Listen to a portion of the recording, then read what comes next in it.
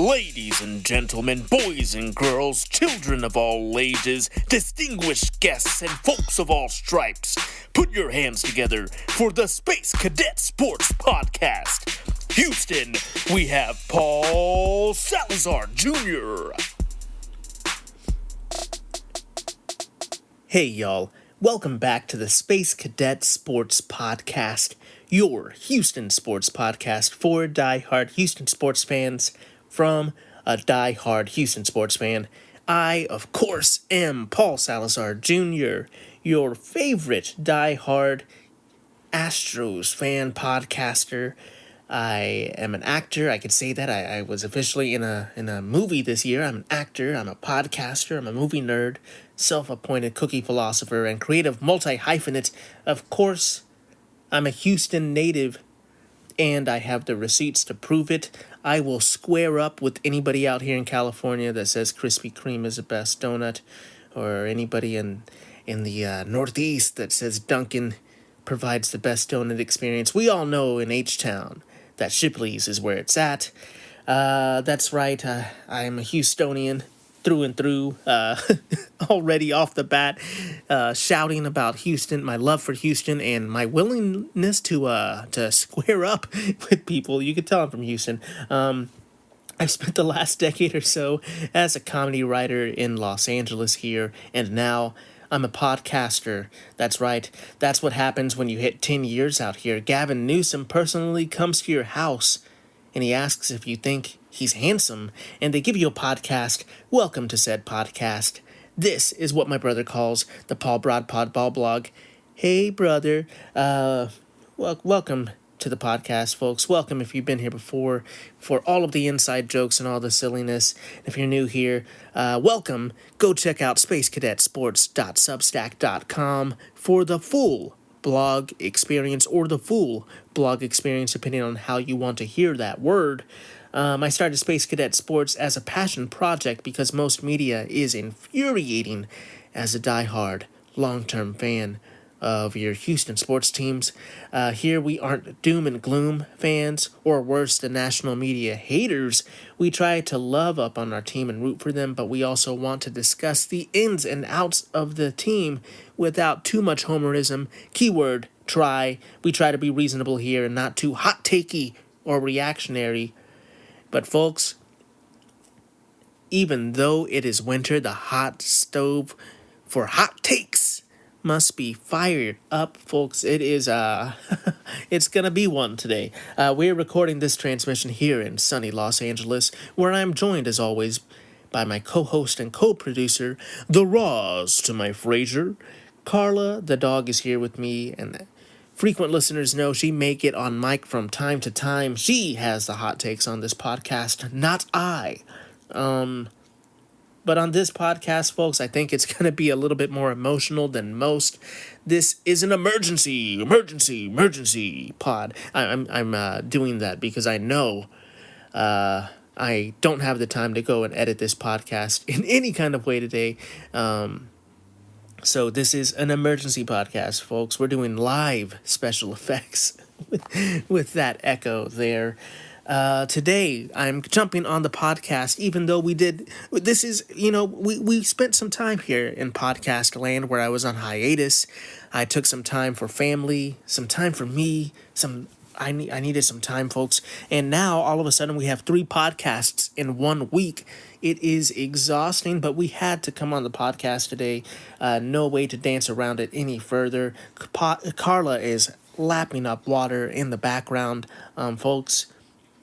We have some news for Astros fans as Christian Walker, first baseman Christian Walker, formerly of the Arizona Diamondbacks, got to the World Series against the North Oklahoma or South Oklahoma. I'm so out of sorts. I can't even make fun of the Rangers correctly. The South Oklahoma Rangers.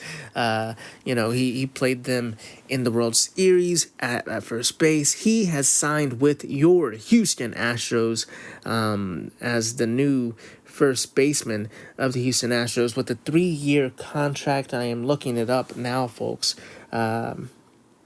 Christian Javier.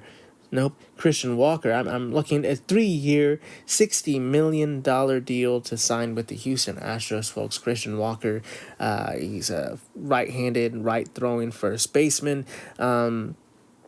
Obviously, the reason why I'm so distraught, is not that the Astros have added a great player to their team.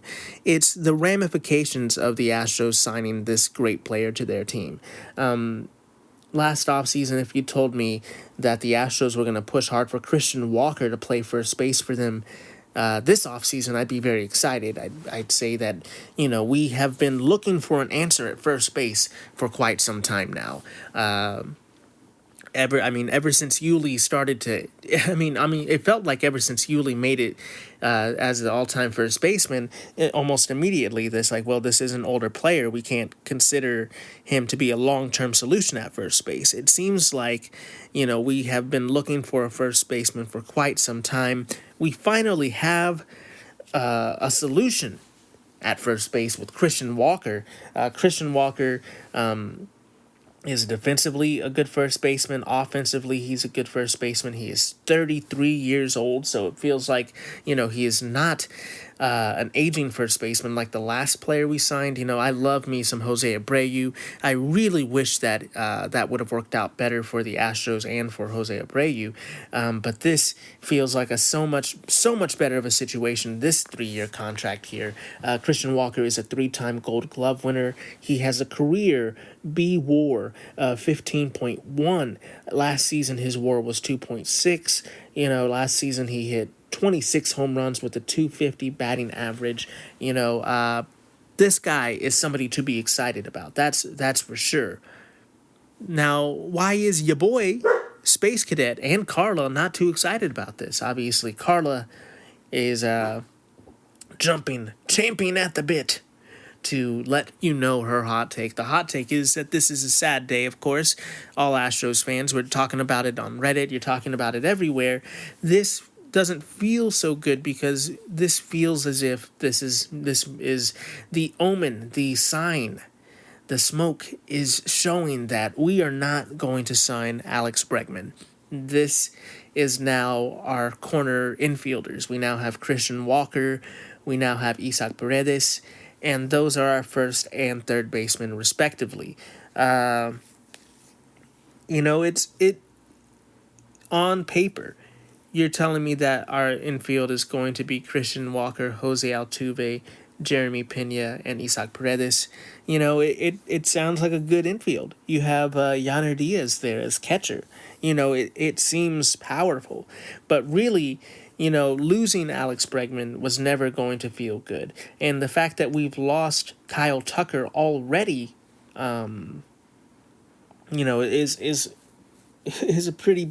makes this even tougher pill to swallow. Now this is not saying 100% Alex Bregman is not signing with the Astros, but it's more saying that this is a sign pointing to the fact that the Astros don't feel like the negotiations are where they need to be, and they need to get some answers before time gets too far away from them, and there's not too many answers in free agency. I think this is pointing to the fact that there is a longer-term contract out there that Alex Bregman prefers. Maybe it's going to be with the Blue Jays. Maybe it's going to be with the Tigers. We're really not sure. I'm not going to pretend. You don't come to me for for insider information or for breaking news. I'm here for the fan take for sure. So the fan take is that this is really a hurt day of hurt, a week of hurt for us as Astros fans, seeing Kyle Tucker go, and now seeing that this is most likely, us going to see Alex Bregman in another uniform next season. I kind of was reading the tea leaves once I felt panicking and moving Kyle Tucker. I felt that meant that they felt like they had some shot at Bregman. but or that they're just panicking because they're not sure of of Kyle Tucker's future with the organization. Either way, the Astros are kind of moving on and trying to figure out some solutions for this next season, as opposed to getting too emotional about these business dealings. And it's just hard to take as a fan. It's hard to see Kyle Tucker leave. It's hard to imagine a team without Alex Bregman, but here we are. And I think really when we're looking at this, I've been saying it in the past, and I'm going to continue to say it. I think this free agency period, this offseason, this winter, you can really, whether if it goes good, if we figure out a way to keep the fans happy and still compete, I think this is still a competitive team. But at this point, we are talking about keeping the fans happy as well. A lot of credit goes to General Manager Dana Brown for figuring out some answers, in some tough times. But if it goes poorly, at least to me, and if you think differently, I definitely want to hear your take. At least right now, we say we don't want to be too reactionary, but we're in a reactionary state right now as fans. So I'm trying to give you my 2 cents. I think if this goes poorly, you point all of the fingers at ownership. This seems like an ownership issue to make a very conservative business dealing where you're worried about Kyle Tucker. Negotiations with Kyle Tucker broke down, and now all of a sudden you're trading him. Kyle Tucker is not one of those in-your-face, in the media spotlight type of guys that is going to have a rough last season with the club because he's complaining all the time or in the media, kind of trying to wield a narrative. Kyle Tucker is fairly quiet. I understand to some extent wanting to get something from a player that's just going to leave for nothing, but also this is Kyle Tucker we're talking about. So, I felt like that was a very conservative move. I felt like in the same offseason as not signing Bregman, it really is a tough look for your team and frankly for your general manager.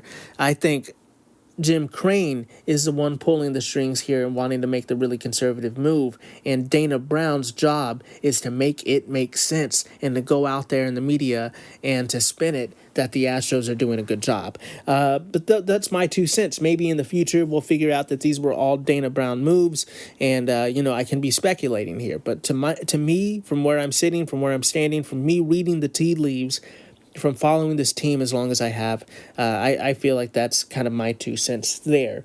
I do think the biggest thing for us right now as a team is we've lost some of that identity.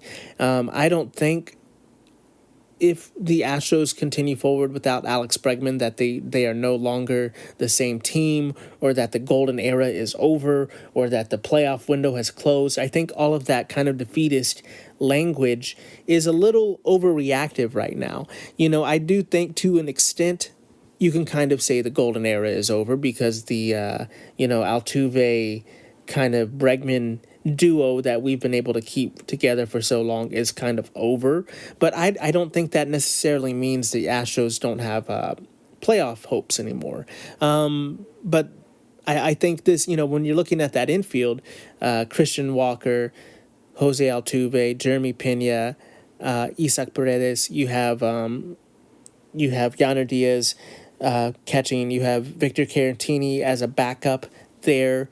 We're looking at a very defensive and kind of an outfield that has a couple question marks when you have Chas McCormick, Mauricio Dubon, and Jake Myers out there. Definitely a good defensive outfield, but we're hoping for some consistency out of those outfielders to have that be a positive. Then you have Yordan Alvarez as your DH. I think you're looking at that lineup and you're still thinking that's a pretty solid lineup. Joe Espada really has his job cut out for him this upcoming season. The last season was just trying to keep it all together.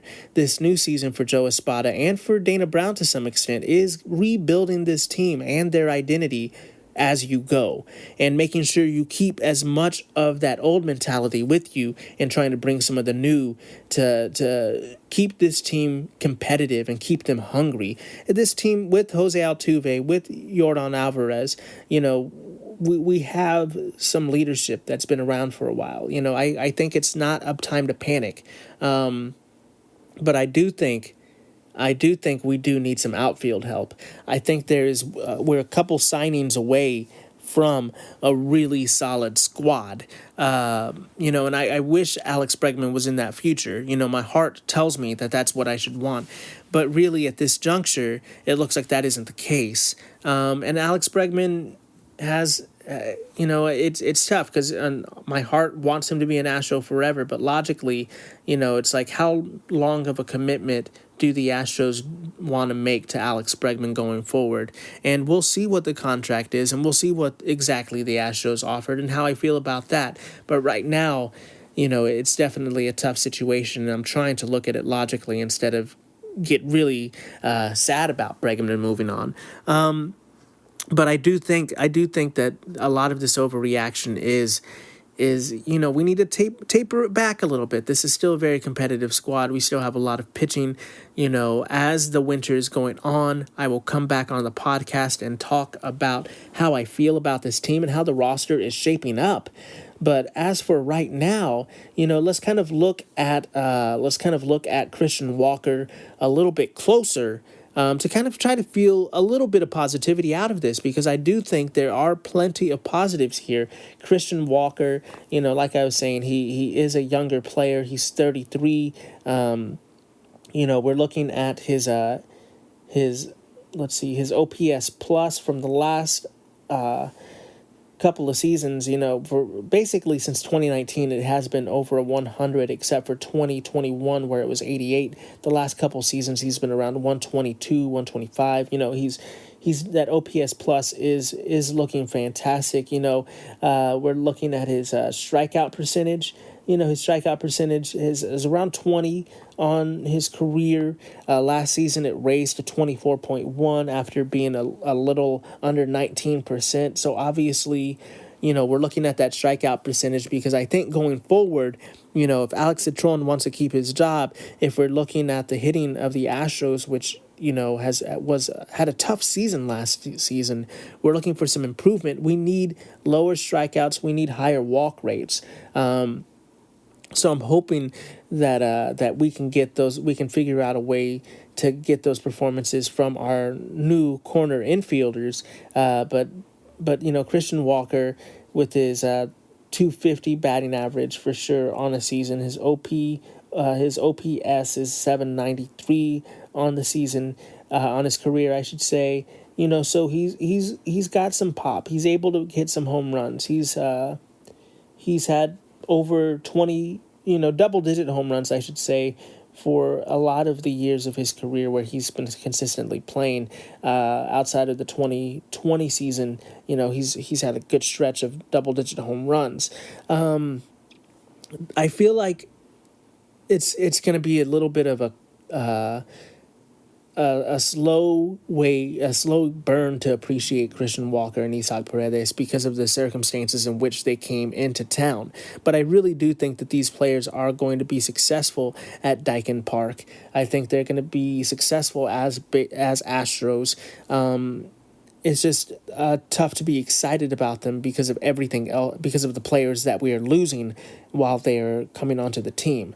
I do think the Astros are one player away from, I wish it was Bregman who we're getting, but it's most likely going to be an outfielder, maybe a pitcher. I'm thinking we're going to get some, and it's not going to be a signing that everyone's going to be super excited about. Not that people are that excited about Christian Walker, although they should be. I think it's going to be kind of like the feeling when we got Yusei Kikuchi at the trade deadline, where it's like, oh, that's it? That's all GM Dana Brown is going to give for us? But if you remember, Yusei Kikuchi was actually exactly what we needed. Despite the fact that the Astros are struggling to keep these players, which, we'll kind of go through the players that the Astros have been unable to keep, probably on another podcast when I'm in better spirits. But if we're looking at these players, that are coming in and that are trying to be some of these replacement players, we have had some luck. I'm hoping that we can have some faith in Dana Brown bringing the right player in for the situation. I don't know who we could afford in the outfield, but I do feel like we're going to either have to figure that out now or trade for it at the trade deadline. And it's just tough. It's part of the business of baseball is players leaving, free agency. I know I'm even beating up on Jim Crane here, but the Astros have a really high payroll nowadays. You could say that Crane has let Correa walk and has let Springer walk and let Cole walk and traded away Tucker and is letting Bregman walk. But if you think of paying every single one of those players $25 to $30 million a season, that's an exceedingly high payroll. This team has been able to remain competitive despite losing players as they go. Obviously, nobody wanted to see Bregman go, and nobody was expecting to see Tucker go. But right now, while it's feeling tough, and while you hate for other other people on social media to be making jokes at the Astros' expense, it's tough to retain all those players and to remain competitive and have a decent non-bloated salary. I think hopefully the Astros are still finding ways to remain competitive here, even though I think they're a couple of pieces away from where I would personally like them to be. So let's try to keep our heads up, obviously, here as the winter is not over. Maybe Dana Brown has a Christmas present waiting for us, a nice new outfielder or someone who's really going to round this lineup and team out. Let's just hope, folks. And with that being said, we're going to go ahead and call it for this transmission, Space Cadets. Thank you so much for listening. We appreciate you out there. We couldn't do this podcast without listeners like you.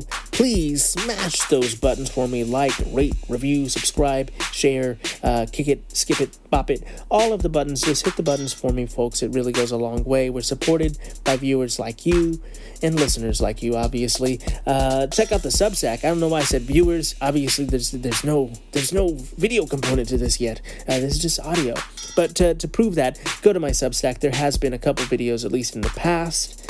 Check out spacecadetsports.substack.com for the blog experience, where you can put your email in there and get every podcast, article, or meme dump emailed to you directly, or download the Substack app, search Space Cadet Sports, say that you want notifications instead of emails, and do it the way I do. Get the notifications on your phone or iPad instead of the emails. If you want to let me know your take, if you think that I'm being a little too rosy, if you think Dana Brown is the villain here, let me know your takes. Call in at speakpipe.com/spacecadetsports. Once again, that's speakpipe.com/spacecadetsports. Reach out on social media. Space Cadet at Space Cadet Sports on Instagram and Threads, or at Paul Salazar JR on all social media platforms where I'm active on all the cool ones. Thank you once again for listening. Remember to be the best that you can be. Keep your head up, kid. And as always, vamos Houston.